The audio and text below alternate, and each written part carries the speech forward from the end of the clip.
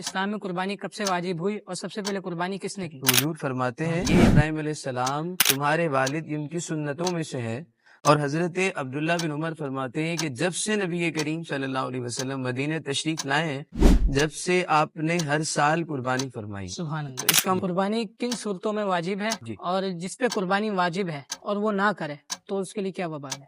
تو قربانی جس شخص پر واجب ہوتی ہے اس میں 4 شرطوں کا پایا جانا جو ہے وہ ضروری ہے۔ جو قربانی نہیں کرتا اس کے بارے میں بالکل مختصر سی صرف حدیث پاک ہے، جس کا خلاصہ یہ ہے، مفہوم یہ ہے کہ حضور فرماتے ہیں جو بندہ قربانی کے ایام میں قربانی کرنے کی طاقت رکھتا ہو پھر بھی نہ کرے تو وہ ہماری عیدگاہ کی طرف نہ آئے۔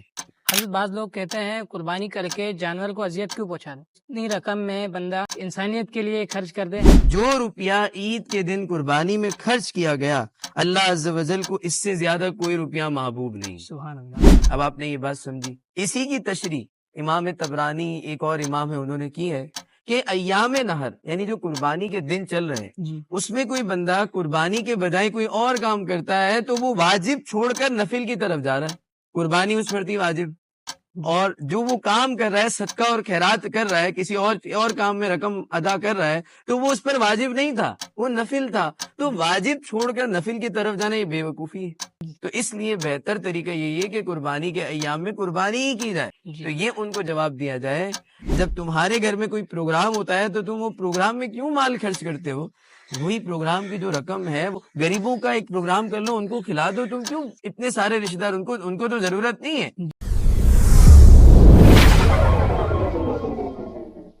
بسم اللہ الرحمن الرحیم۔ السلام علیکم، ہوں آپ کا ہوسٹ حسان اشرفی۔ امید ہے آپ حضرات خیریت سے ہوں گے۔ آج کا ہمارا عنوان قربانی کے مسائل، اس کے لیے ہمارے ساتھ موجود ہے حضرت علامہ عرفات قادری۔ حضور السلام علیکم ورحمۃ اللہ۔ وعلیکم السلام ورحمۃ اللہ وبرکاتہ۔ کیسے ہیں آپ؟ ٹھیک ہے الحمدللہ، آپ کیسے ہیں؟ الحمدللہ، حضرت بے شکر گزار ہیں کہ آپ نے ہمیں وقت دیا۔ اللہ کا کرم ہے، آپ نے ہمیں وقت دیا اس لیے کہ یہ مسائل عوام تک پہنچیں گے تو ہمیں علم دین پھیلانے کا ثواب ملے گا ہی ملے گا، تبلیغ دین بھی ہوگا اس سے انشاءاللہ تعالی۔ حضرت سوالوں کا آغاز کریں۔ جی حضرت سب سے پہلا سوال، اسلام میں قربانی کب سے واجب ہوئی اور سب سے پہلے قربانی کس نے کی؟ دیکھیں، اس کا جواب یہ ہے کہ سب سے پہلے جو قربانی کی ہے وہ ابراہیم علیہ السلام نے کی، جی اور اسی وقت سے قربانی کا سلسلہ جو ہے نا وہ شروع ہوا ہے۔ جی اور آپ نے جو قربانی کی اس کا ذکر بہت طویل ہے، اور اس کا خلاصہ کلام یہ ہے حضرت اسماعیل علیہ السلام وہ آپ نے خواب میں دیکھا کہ آپ اپنے بیٹے کو قربان کر دیا۔ اس کے بعد پھر جب حقیقت حال میں یہ واقعہ رونما ہونے لگا تو جنت سے دھنبا لایا گیا اور وہ قربان ہو گیا۔ سبحان اللہ۔ تو اسی وقت سے وہ قربانی کا سلسلہ شروع ہو گیا، اور اس کی دلیل یہ ہے کہ حضرت زید بن ارقم رضی اللہ تعالیٰ عنہ کہتے ہیں کہ میں نبی کریم صلی اللہ علیہ وسلم کی بارگاہ میں حاضر ہوا اور میں نے عرض کی کہ یا رسول اللہ صلی اللہ علیہ وسلم، یہ قربانی کا سلسلہ کب سے شروع ہوا ہے، کب سے چل رہا ہے؟ تو حضور فرماتے ہیں سنت ابیکم ابراہیم علیہ السلام، سبحان اللہ۔ یہ ابراہیم علیہ السلام تمہارے والد ان کی سنتوں میں سے ہے۔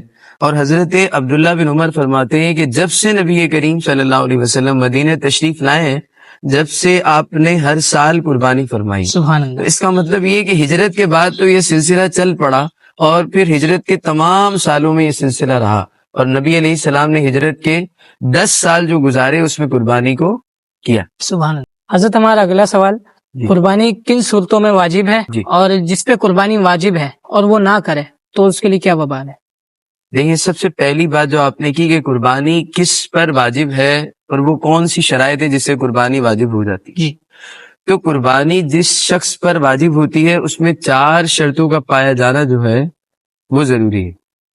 پہلی شرط ہے مسلمان ہونا۔ مسلمان ہونے کی جو تفصیل ہے اس میں تو کوئی بات بتانے کی ضرورت نہیں۔ دوسری شرط ہے عاقل اور بالغ ہونا۔ جی تو اس کے بارے میں بھی تفصیل ضروری اس لیے نہیں ہے کہ سب پتہ ہے، سب یہ جانتے ہیں کہ عقل جس میں ہو وہ عاقل کہلاتا ہے، اور جو بلوغت کی عمر تک پہنچ گیا ہو وہ بالغ کہلاتا ہے۔ تیسری شرط ہے صاحب نصاب ہو۔ جی اس کی تفصیل اس لیے ضروری ہے کہ بعض لوگ سمجھتے ہیں کہ جو شرائط زکوٰۃ کے لیے صاحب نصاب کی ضروری ہے شاید وہی قربانی کے لیے بھی ہے، لیکن ایسا نہیں ہے۔ زکوٰۃ میں 1 سال گزرنا بھی ضروری ہے مال پر، لیکن قربانی میں ایسا نہیں ہے۔ صرف قربانی کے جو ایام ہے، قربانی کے ایام سے مراد ہے 10 10 ذی الحج سے لے کر یہ جو حج کے جو 5 دن ہیں یہ قربانی کے ایام ہیں. اور قربانی کے ایام ٹوٹل 4 ہیں. 10 تاریخ سے لے کے 12 تاریخ کی مغرب تک اس میں قربانی کی جاتی ہے. ان 3 دنوں میں بھی کوئی صاحب نصاب ہو گیا نا تو قربانی اس پر بھی واجب ہے کہ وہ کرے گا. جی اگر کہیں سے مال آ جاتا ہے, اب صاحب نصاب کی تشریح کیا ہے کہ کتنا مال آئے کہ وہ قربانی کرے گا. جی تو 52.5 تولہ جتنی رقم, 52.5 تولہ چاندی جتنے بھی رقم کی بنتی ہے, ہم نے جب اس کی کیلکولیشن رمضان میں نکالی تھی تو اس کی کیلکولیشن 1,40,000 کے قریب بنتی تھی, 1,36,000 37,000. جی لیکن ابھی ہو سکتا ہے کچھ فرق ہو گیا ہو اس میں, تو اس کو چیک کر لیا جائے. اور اگر اتنی رقم اس بندے کے پاس ہے, کسی بھی مد میں ہے, یعنی مقصد یہ ہے کسی بھی مد کا مطلب ہے کہ اس کی کئی صورتیں بنتی ہیں, لیکن اس کی ایک مختصر تشریح یہ ہے کہ اس کے پاس بس کہیں سے بھی مال آ جاتا ہے, قربانی کے جو ایام ہے اس میں اس کے پاس یہ مال موجود ہے تو اس پر قربانی واجب ہے. اس پر سال کا گزرنا بھی شرط نہیں. اچھا, قربانی کا ایک اور مسئلہ یہ بھی ہے اسی کے ساتھ صاحب نصاب میں کہ جتنے لوگ گھر کے اندر صاحب نصاب ہوں گے سب کی الگ الگ قربانی ہوگی. ایسا نہیں ہے کہ گھر کے اندر جو ہے نا عورت جو ہے وہ بھی صاحب نصاب ہے, اس کے پاس اتنی رقم ہے, اتنا سونا رکھا ہے, مثال ہے, سمجھ آ رہی ہے. جو بچہ ہے جو اس کی بھی اتنی رقم جو ہے نا جمع ہو گئی اور والد کے پاس بھی اتنی رقم ہے, تو ان کی ایک قربانی نہیں ہوگی, ان پر 3 حصے ہوں گے, ایک حصہ نہیں ہوگا. ایسا نہیں ہوگا کہ والد اگر قربانی کر لیتے ہیں تو پھر جو ہے سب کی طرف سے ادا ہو جائے گا, ایسا نہیں ہوگا. بلکہ جب تک ان تینوں کی قربانی نہیں ہو جاتی جب تک پھر کسی کی بھی, ایسا نہیں ایک ادا کر لے تو سب کی ادا ہو جائے گی, ایسا نہیں ہو سکتا, بلکہ سب کو اپنی اپنی ادا کرنی ہوگی, یہ ضروری ہے. اور آخری شرط ہے مقیم ہونا, یعنی مسافر پر قربانی نہیں ہے, مقیم پر ضروری ہے. تو یہ 4 شرطیں جن میں پائی جائیں گی اس کو قربانی کرنی پڑے گی. جو قربانی نہیں کرتا اس کے بارے میں بالکل مختصر سی صرف حدیث پاک ہے, جس کا خلاصہ یہ ہے, مفہوم یہ ہے کہ حضور فرماتے ہیں جو بندہ قربانی کے ایام میں قربانی کرنے کی طاقت رکھتا ہو پھر بھی نہ کرے تو وہ ہماری عیدگاہ کی طرف نہ آئے. اللہ, تو جو عیدگاہ کی طرف نہ آئے, یہاں پر نبی علیہ السلام نے اظہار جو فرمایا ہے ناراضگی کا اظہار فرمایا ہے, اور ناراضگی کا اظہار فرمانا یہ وعید کی طرف اشارہ کرتا ہے. تو اس کا مطلب جو قربانی نہیں کرے گا اس کے پاس استطاعت بھی تھی تو وہ بہت زیادہ گناہگار بھی ہوگا اور پھر جو ہے عذاب کا مستحق بھی ہوگا, اللہ. جو جان پوچھ کر نہیں کرے گا ہونے کے باوجود. حضرت بعض لوگ کہتے ہیں قربانی کر کے جانور کو اذیت کیوں پہنچانا, اتنی رقم میں بندہ انسانیت کے لیے خرچ کر دے. ماشاءاللہ بہت اچھا سوال ہے کیونکہ یہ اکثر کیا جاتا ہے. تو اب آپ سنیں حدیث پاک. حضرت ابن عباس رضی اللہ تعالیٰ عنہما روایت کرتے ہیں کہ رسول اکرم صلی اللہ علیہ وسلم نے ارشاد فرمایا جی ما انفقت الورق فی شیء احب الی اللہ من نحیر ینحر فی یوم عید. جو روپیہ عید کے دن قربانی میں خرچ کیا گیا اللہ عز و جل کو اس سے زیادہ کوئی روپیہ محبوب نہیں. سبحان اللہ. اب آپ نے یہ بات سمجھی. اسی کی تشریح امام طبرانی ایک اور امام ہے انہوں نے کی ہے کہ ایام نہر یعنی جو قربانی کے دن چل رہے ہیں جی اس میں کوئی بندہ قربانی کے بجائے کوئی اور کام کرتا ہے تو وہ واجب چھوڑ کر نفل کی طرف جا رہا ہے. قربانی اس پر تھی واجب, اور جو وہ کام کر رہا ہے صدقہ اور خیرات کر رہا ہے, کسی اور کام میں رقم ادا کر رہا ہے تو وہ اس پر واجب نہیں تھا, وہ نفل تھا. تو واجب چھوڑ کر نفل کی طرف جانا یہ بے وقوفی ہے. تو اس لیے بہتر طریقہ یہی ہے کہ قربانی کے ایام میں قربانی ہی کی جائے. تو یہ ان کو جواب دیا جائے کہ ان کو بولا جائے کہ جب تمہارے گھر میں کوئی پروگرام ہوتا ہے تو تم وہ پروگرام میں کیوں مال خرچ کرتے ہو, وہی پروگرام کی جو رقم ہے وہ غریبوں کا ایک پروگرام کر لو, ان کو کھلا دو. تم کیوں اتنے سارے رشتے دار, ان کو تو ضرورت نہیں ہے. جی جو تم رشتے داروں کو بلاتے ہو ان کے پاس تو ویسے ہی بہت کھانے پینے کی چیزیں ہیں بھائی, وہ تو کھا سکتے ہیں, تم ان کو کیوں کھلاتے ہو مال خرچ کر کے. ان کو کھلاؤ جن کے پاس نہیں ہے. لیکن وہ بولے گا نہیں بھائی حضرت ضروری ہے, سب کو بلانا ضروری ہے. کسی ایک کو بھی بھول جائے گا تو اس کو ڈر لگے گا یہ کیا بولے گا. تو اس وقت ان کو یاد نہیں آتا ان لوگوں کو کہ بھائی مال کہیں اور لگا دیں. لیکن جب ان طرح کے ہمارے ایونٹ آتے ہیں, اسلامی ایونٹ آتے ہیں, اس وقت فوراً یاد آ جاتا ہے بھائی ربیع الاول کیوں مناتے ہو, اس کا مال کہیں اور خرچ کر دو. صحیح ہے نا, قربانی کیوں کر دو, کہیں اور خرچ کر دو. تو یہ جو ہے ایسی باتیں ہیں جن کو نہیں کرنا ان کو نہیں کرنا, وہ ایسی بہانے بازی کرتے ہیں. حضرت علماء کرام فرماتے ہیں قربانی کے جو جانور ہوتے ہیں وہ پولیس صراط پار کرواتے ہیں, لیکن جنت میں تو کوئی جانور نہیں جائے گا. اس متعلق ہمیں دیکھیں اس میں آپ کی جو سوال کی دوسری شق ہے نا کہ جنت میں کوئی جانور نہیں جائے گا, تو جو مشہور کتابوں میں بات لکھی ہے کہ 10 جانوروں کا تو خاص ذکر آتا ہے جو جنت میں جائیں گے. جی ٹھیک ہے، تو اس بات کا تو میں رد کروں گا کہ یہ بات درست نہیں ہے کہ جنت میں کوئی جانور نہیں جائے گا۔ جی اب وہ کون سے جانور ہے؟ جیسے مچھلی کے اندر جب تک اللہ نے چاہا یونس علیہ السلام رہے، وہ مچھلی بھی جنت میں جائے گی۔ بے شک حضرت صالح علیہ السلام کی اونٹنی کا ذکر قرآن میں ہے، وہ بھی جنت میں جائے گی۔ بے شک نبی علیہ السلام کی اونٹنی بھی جنت میں جائے گی۔ سبحان ٹھیک ہے، حضرت ابن ماجہ کی ایک حدیث ہے جس کا خلاصہ ہے کہ حضور فرماتے ہیں کہ یہ جو بکری ہے نا، یہ جنتی جانوروں میں سے۔ سبحان اللہ۔ تو اب یہ جو ساری باتیں ہیں، اور بھی بہت سارے ایسے جانور ہیں،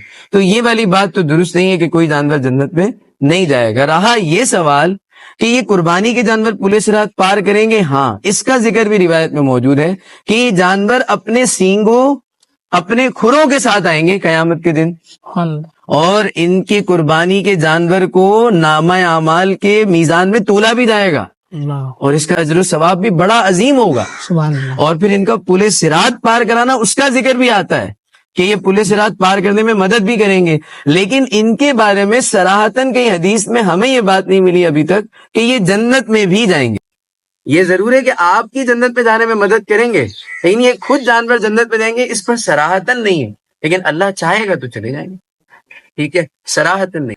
حضرت جس کے پاس مال ہے وہ تو قربانی کر کے قربانی کا اجر پا لے گا، لیکن جو غریب ہے تو قربانی کا اجر وہ کیسے پائے؟ اس متعلق ہے۔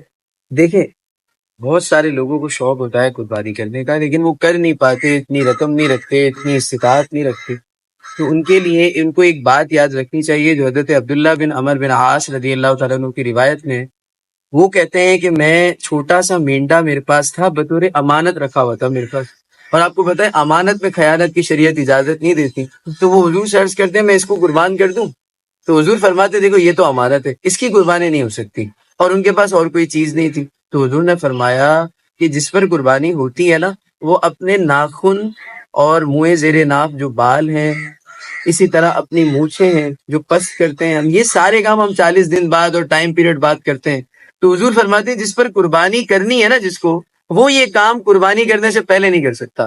یعنی مثال ہے جو قربانی کے ایام چاند دکھ جاتا ہے نا عید الاضحیٰ کا، تو اب یہ 10 دن میں یہ کام وہ بندہ نہیں کر سکتا جس سے قربانی کرنی ہے، تو اب وہ بندہ جو قربانی کر ہی نہیں رہا، حضور فرماتے ہیں وہ بھی اسی کے طریقے پہ عمل کرتے ہوئے اگر 10 دن تک یہ کام نہیں کرتا اور اسی کی مشابہت کو اختیار کرتا ہے کہ جب وہ 10 دن بعد کرے گا اپنی قربانی کرنے کے بعد، تو میں بھی 10 دن بعد عید کے دن یا عید کے دوسرے دن کروں گا، جیسے کہ عام لوگ جو قربانی کرنے والے کرتے ہیں، تو اس کو قربانی کا ثواب مل جائے، تو اس طریقے سے وہ بھی ثواب پا لے۔ حضرت دیکھا جاتا ہے بعض لوگ قربانی کا جانور لے کر آ جاتے ہیں، لیکن اذیت پورے محلے کو دی ہوتی ہے، ساتھ میں جانور کو بھی پریشان کرنا، رات بھر شور مچانا، لیکن کے لیے کچھ ساتھ میں سب سے پہلے ہماری شریعت کہتی ہے کہ مسلمانوں کے حقوق ضروری ہے، اگر مسلمانوں کے حقوق نہیں ادا ہوں گے نا تو پھر کچھ بھی ادا نہیں ہوگا، اور مسلمانوں کے حقوق پر تو صرف آپ اتنی سی بات سمجھ لیں کہ حضور فرماتے ہیں خانہ کعبہ کو دیکھ کر کہ اے خانہ کعبہ تیرا بڑا احترام ہے لیکن تجھ سے زیادہ مومن کے دل کا احترام ہے، اے خانہ کعبہ تیرا بڑا احترام ہے لیکن تجھ سے زیادہ مومن کے دل کا احترام ہے، مفہوم حدیث ہے۔ پھر حضور فرماتے ہیں کہ جو مومن کے دل کو تکلیف دیتا ہے تو اس نے ایسا کام کیا جیسے اس نے خانہ کعبہ کو گرا دیا، اتنا بڑا جو ہے نا اس کا وبال ہے، تو مومن کے دل کو تکلیف دینے کی تو اجازت بالکل نہیں ہے، چاہے وہ نیک کام بھی کر رہا ہو، تو کسی مسلمان کو تکلیف ہو رہی ہے تو اس کو اجازت نہیں۔ اب دوسری بات، جانور کو تکلیف دینا، تو جس طرح انسان کے حقوق ہے جانوروں کے بھی حقوق ہیں، اور جانور حضور کی بارگاہ میں آ کے کئی سارے واقعات شکایت کرتے تھے کہ ہمارے مالک نے ہم پر یہ ظلم کیا ہے، تو جو تم کر رہے ہو وہ بھی ظلم ہی ہے، تو تم انسانوں پر بھی ایک ظلم والی کیفیت کر دیتے ہو کہ ان کو شور مچا کر، اور پھر ایک جانور کو بھی تم اذیت دیتے ہو، تو یہ بالکل درست نہیں۔ ایسے بندے کی قربانی کا قبول ہونا وہ تو عند اللہ ہے، لیکن دنیا میں جو یہ دوسرے کام وہ کر رہا ہے، جو دوسرے لوگوں کو تکلیف دے رہا ہے، اس کا جو گناہ ہے وہ تو اس کے زمرے میں ضرور آئے، بالکل آئے، یہ اس کا آسان سا حل ہے، جس کو سمجھنا چاہیے وہ ضرور سمجھ جائے۔ حضرت یہ ارشاد فرمائے، کہا جاتا ہے کہ جانوروں میں عیب ہو تو پھر ان کی قربانی نہیں ہوتی، ایسے وہ کون سے عیب ہے جو جانور میں ہو تو اس کی قربانی نہ ہو؟ دیکھیں، سب سے پہلے تو اس کا اجمالی خاکہ ذہن میں ہونا ضروری ہے، اس کی مکمل تفصیل جو ہے نا وہ طویل ہے، تو میں اس کا مختصر ایک جائزہ آپ کے سامنے رکھتا ہوں، اس کو اگر عوام نے سن لیا اور سمجھ لیا تو بہت سارے مسائل جو ہے نا وہ عوام کے لیے حل ہو جائیں گے۔ میں آپ کو بتاتا ہوں کہ وہ کون سے عیوب ہیں۔ دیکھیں، خلاصہ کلام یہ ہے کہ سب سے پہلے تو ہم ناک کے بارے میں بات کرتے ہیں. جس جانور کی ناک اگر کٹی ہوگی تو اس کی قربانی نہیں ہو سکتی. دوسرا مسئلہ آنکھوں کا ہے کہ اگر ایسا جانور اس کو نظر ہی نہیں آتا, وہ اندھا ہے, کانا ہے, اس کی قربانی بھی نہیں ہے. اس کا پتہ کیسے چلے گا آپ کو کہ وہ جانور اندھا ہے یا کیا ہے؟ اس کا پتہ ایسے چلے گا کہ آپ اس کے سامنے ٹارچ لائٹ جلائیں. کیا جلائیں؟ Torch light جلائیں. جب آپ اس کے سامنے ٹارچ لائٹ جلائیں گے نا تو اس کی آنکھیں, جیسے ہمارے سامنے کوئی ٹارچ لائٹ جلاتا ہے ہماری آنکھیں بند ہو جاتی ہیں, تو اگر اس کی آنکھیں صحیح ہوں گی نا وہ آنکھیں جھپکائے گا اور آپ کو پتہ لگ جائے گا کہ اس کی آنکھیں صحیح ہیں. اور اگر جو آپ ٹارچ جلانے سے وہ آپ آنکھیں بند نہیں کرتا نا تو اس کی آنکھیں نکلی لگی ہوئی, اور ایسا کرتے ہیں لوگ, بیچتے بھی ہیں, تو اس کی آنکھیں صحیح نہیں ہے, تو مجھے بتائیں پھر کیسے قربانی ہوگی.